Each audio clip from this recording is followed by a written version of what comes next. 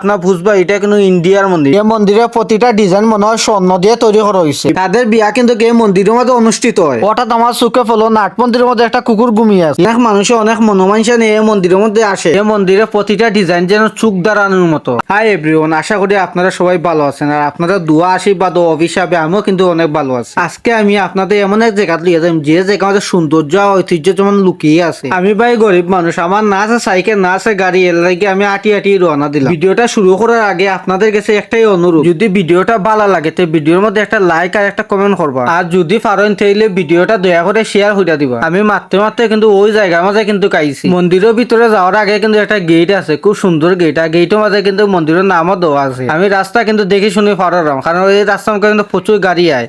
এখন আমি মন্দিরের ভিতরে ঢুকার লেগে কিন্তু চেষ্টা করলাম। মন্দিরের ভিতরে ঢুকার পরে দেখলাম সামনে একটা নাট মন্দির আছে, কিছু মানুষে কিন্তু খাস করে সেখানের মধ্যে। আমি কালিমার নাম লইয়া সামনে দিয়ে আটি গেলাম। মন্দিরের এক পাশে ভৈরবতলি আছে, ভৈরবতলির পাশে কিন্তু কিছু দেবতাও রাখা আছে। আপনারা বা আমি যে জিনিসটা লেগে অপেক্ষা করছি ওই জিনিসটা দেখার লেগে কিন্তু সামনে আগুইলাম। এই মন্দিরের প্রধান আকর্ষণ হইল কি এই মন্দিরের ডিজাইন। এই মন্দিরের প্রতিটা ডিজাইন যেন চোখ দাঁড়ানোর মতো। আপনারা হয়তো মনে করতে পারেন এই মন্দিরের ডিজাইন সম্ভবত ইন্ডিয়ার লোকে করছে। না রে ভাই, এই মন্দিরের পুরা ডিজাইন কিন্তু আমরা বাংলাদেশের মানুষে করছে। শুধু এই মন্দিরের ডিজাইনটা দেখার জন্য কিন্তু প্রচুর মানুষ প্রতিদিন আসে অনেক দূর থেকে। এই মন্দির কিন্তু একটা প্রাচীনতম মন্দির। মন্দিরের দুই পাশে দুইটা ফুল গাছ আছে, দেখতে কিন্তু খুবই চমৎকার। কিন্তু এই ফুল গাছের নামগুলা কিন্তু আমি জানি না। যদি আপনারা এই ফুল গাছের নাম জানেন তাহলে কমেন্ট বক্সে কিন্তু এই ফুল গাছের নামটা বলে যাবেন। সামনে যে মন্দিরটা দেখা এটা কিন্তু দুর্গা মন্দির। আমি যতটুকু জানলাম সামনে দুর্গা পূজার সময় এই মন্দিরেই কিন্তু দুর্গা প্রতিমা স্থাপন করা হবে আর পূজা করা হবে। যে কোনো মানুষে এই মন্দিরের খাসটা দেখলে এমনিতেই সে মুক্ত হয়ে যাবে।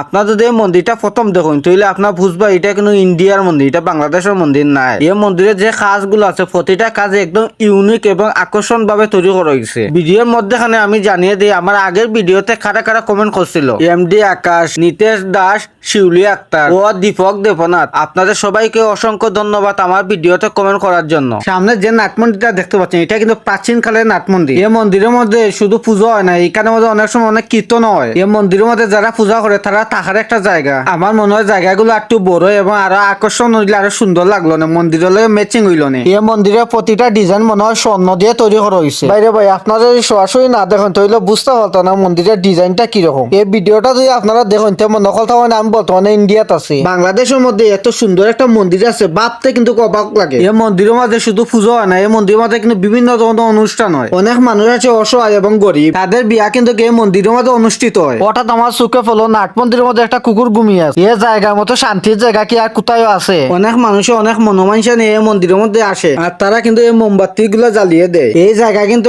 আপনার আমার সবার পরিচিত। যদি আপনারা এই জায়গার মধ্যে আসতে চান বা লোকেশন জানতে চান তাহলে আপনারা আমাকে কমেন্টে জানান, আমি সবাইকে একদম লোকেশনটা বলে দেবো। দুর্গাপূজার সময় কিন্তু এই জায়গার মধ্যে সবাই আসে। সবাই ভালো থাকেন এবং সুস্থ থাকেন আর বেশি বেশি করে ভিডিওটা শেয়ার করেন।